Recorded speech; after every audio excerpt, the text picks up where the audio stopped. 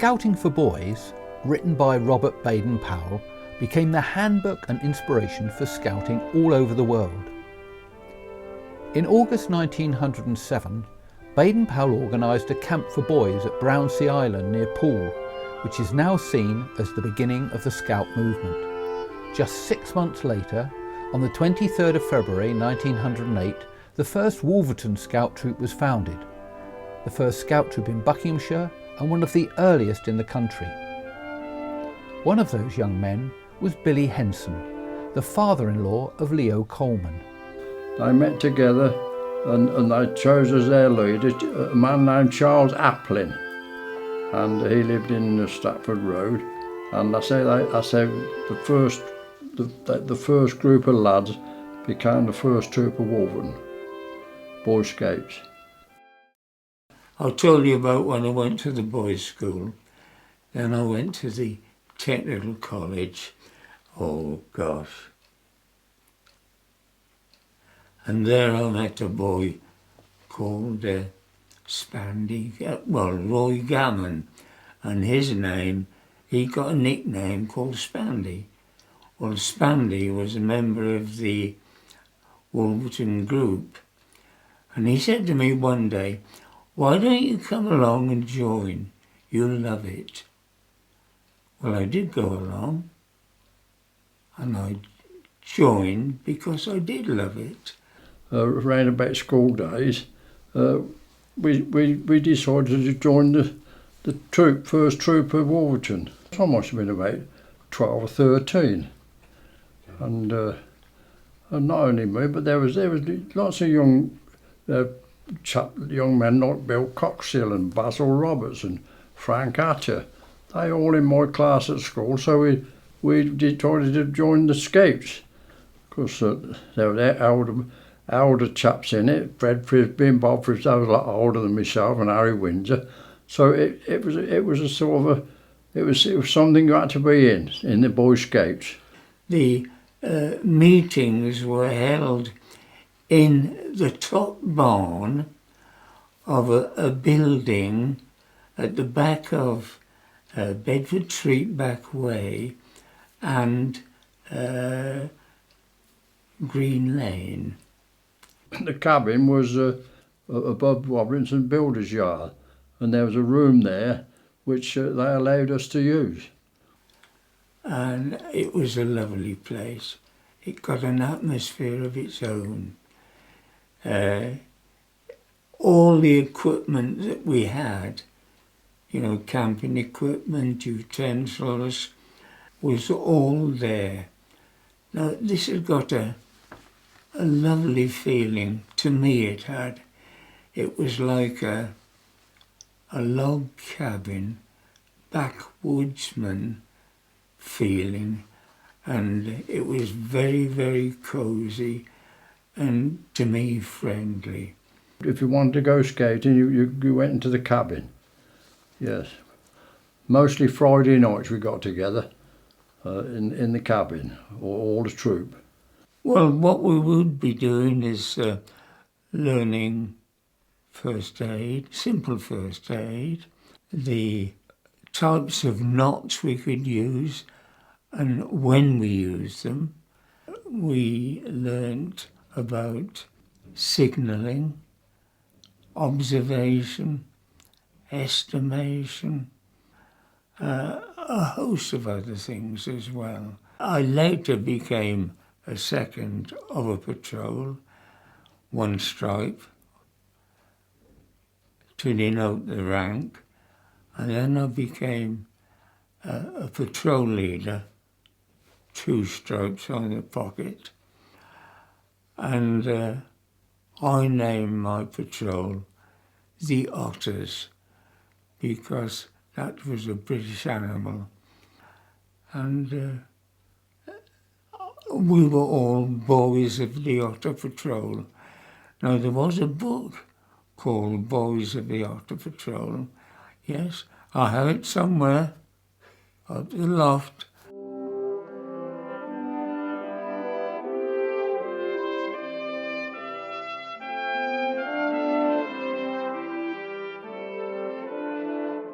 That's the green cords, green cords, and then there's a red cords, and then there's a gold cords. You needed to get to get a first class badge and any 6 proficiency badges. To get the gold cords, you had to be a King Scout and had 18 proficiency badges. Harry Windsor had gone in the army and he was the troop leader. Well, when Harry went in the army, I'd been the next senior scout. I got promoted to troop leader. As our gradually got into different positions in the scout, the shirt, as you can see, got a bit shorter. And I didn't want, Mum couldn't afford to buy a new one, so I took it off and she put that bit on the bottom. One thing, I can only recognise the neckerchiefs here. I don't recognise the uniform. I know that we used to have khaki shirts, khaki shorts, stockings with like a garter tab at the side. I don't recognise any of the badges. They've all been changed recently. Yeah. They're changing them again this So, year as well. What is the difference with the dark blue and the light blue? These ones are all tiered. So this one is nights away, I think, and so I've got 10 nights away. This one is medicals, so I've got 2 level 2 medics, and you do it like that. And these ones are just ordinary badges, and you get these for doing specific things. We done our swimming badge over at Gayhurst, I done mine, and we was at camp at Gayhurst, and we used to dress up and after undress, well, it's like jump in the water with some clothes on, and then get undressed because you've got the swimming trunks underneath, just to see what you'd be like if you had to, you know, get involved with a person who was drowning.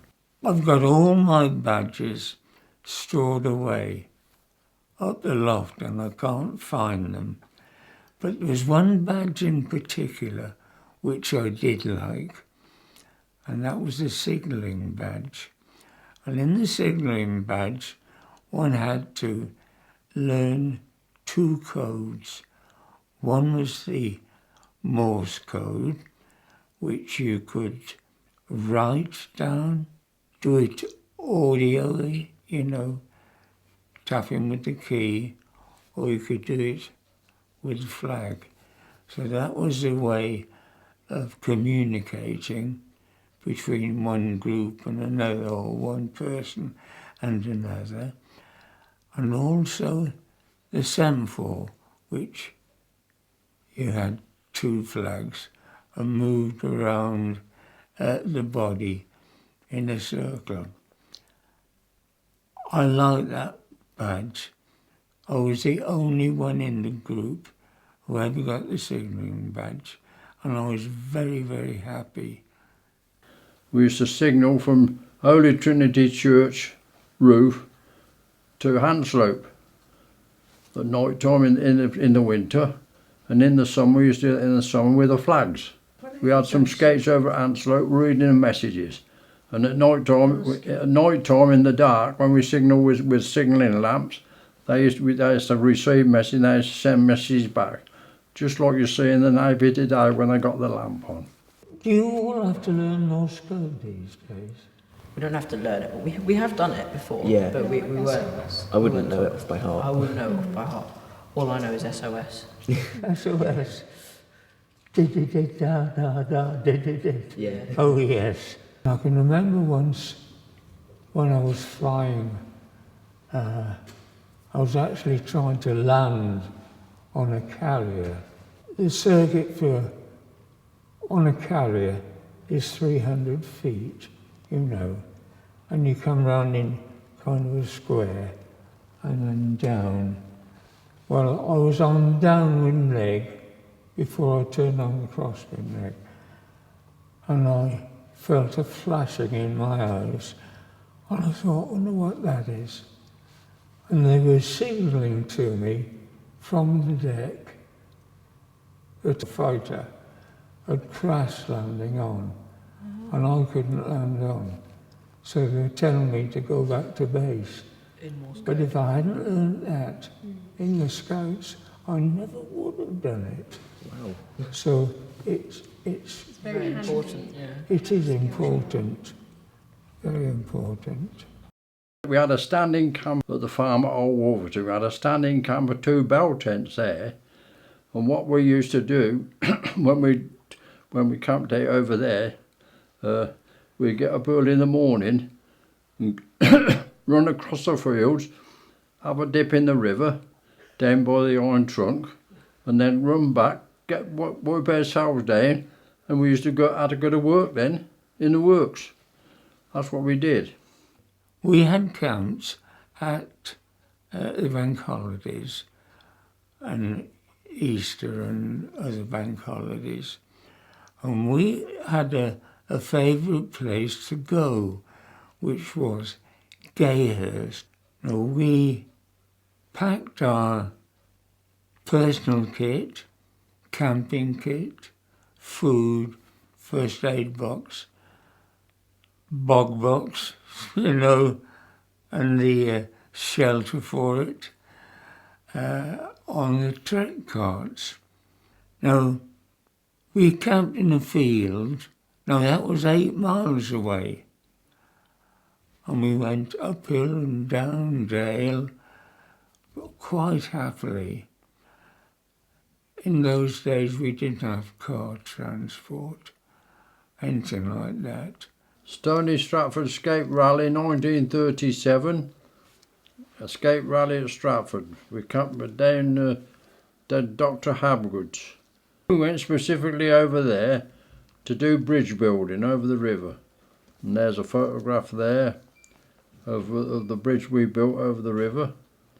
And there's the people who worked on it, worked on it. There's a few old faces there, I remember.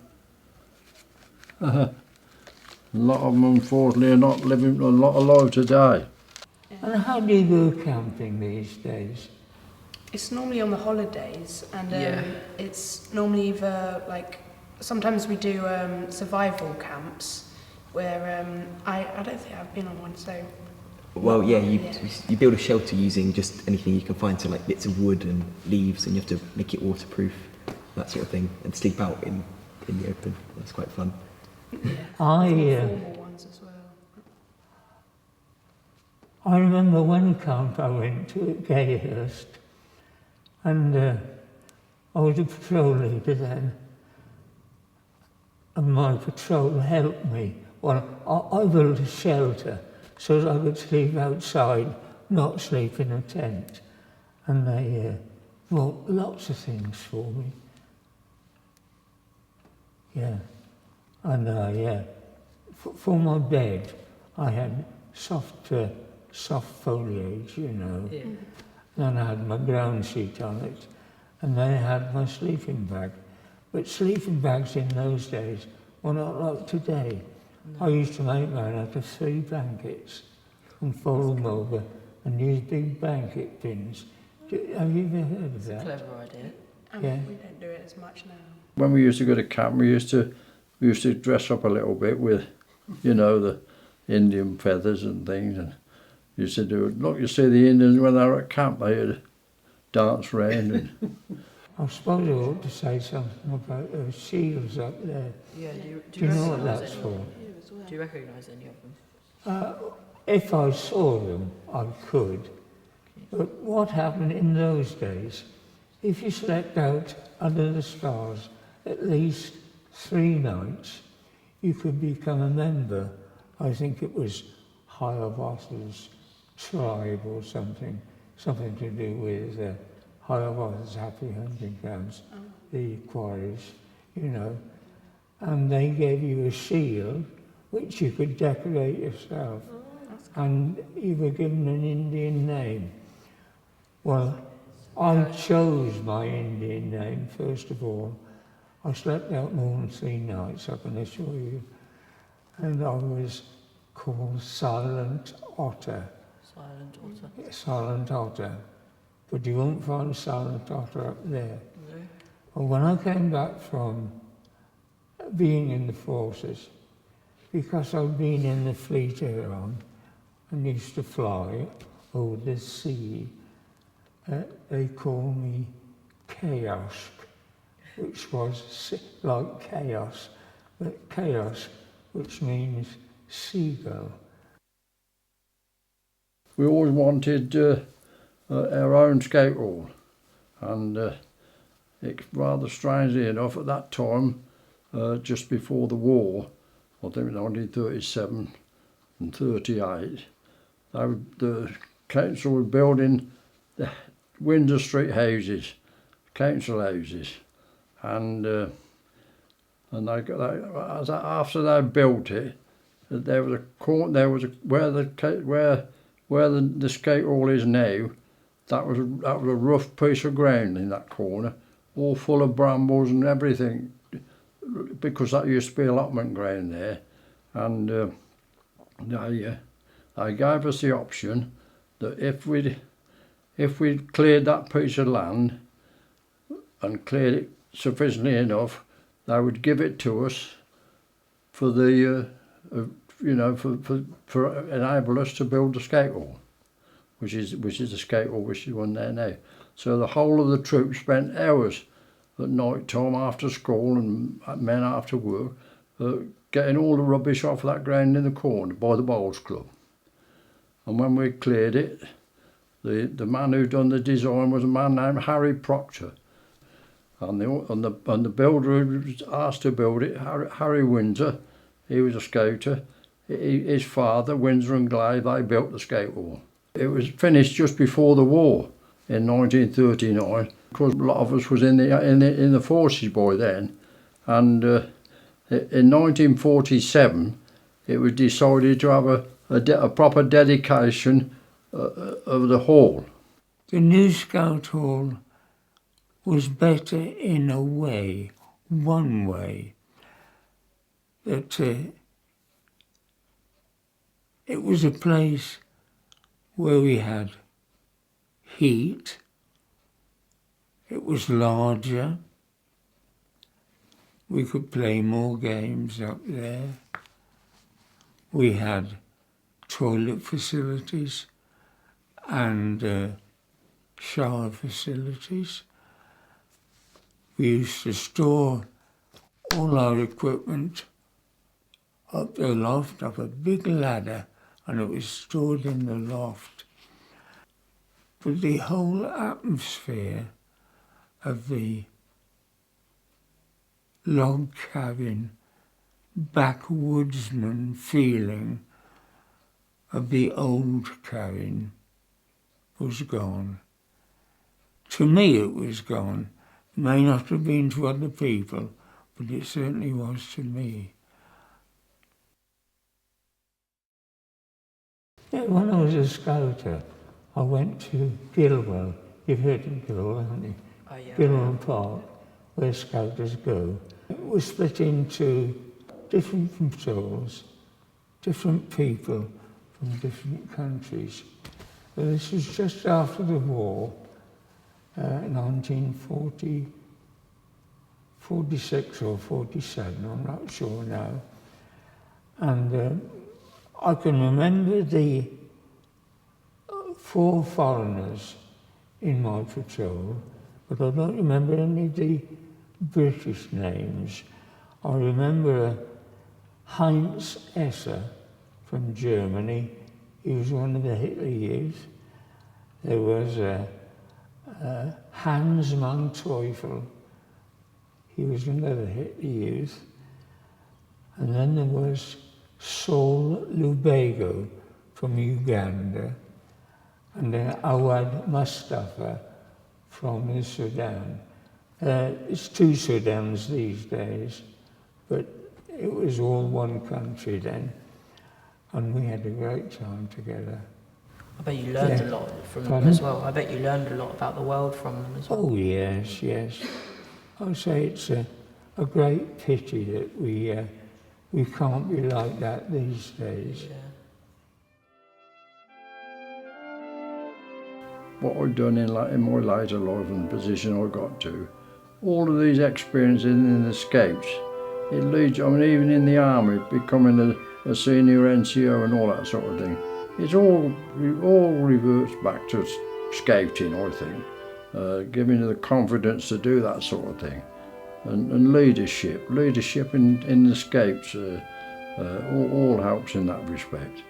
Anybody who hasn't done that sort of thing, well, they never get away, they never get off to a start if they haven't done that sort of thing. Scouting, it's made me appreciate life. It's made me appreciate other people. It's just, I love scouting, or I loved it. You know, it made me a better person.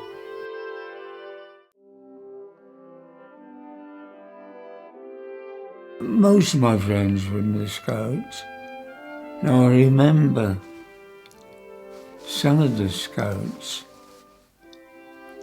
who were with us before the war and during the war, but some are now not with us.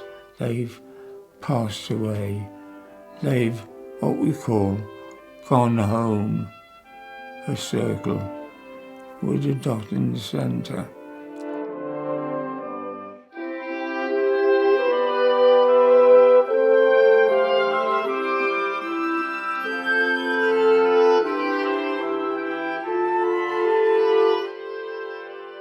King Gangooly, gooly, gooly, gooly, watch ya. King Gangoo, King Gangoo. King Gangooly, gooly, gooly, gooly, watch ya. King Gangoo, King Gangoo. Hayla, Hayla, Shayla. Hayla, Shayla, Hayla, ooh. Hayla, Hayla, Shayla, Hayla, Shayla, Hayla, ooh. And here it comes. Shally wally, shally wally, shally wally, shally wally. Umba. And then groups used to sing umba, and then the others used to sing King Gangooly. And it was a wonderful song.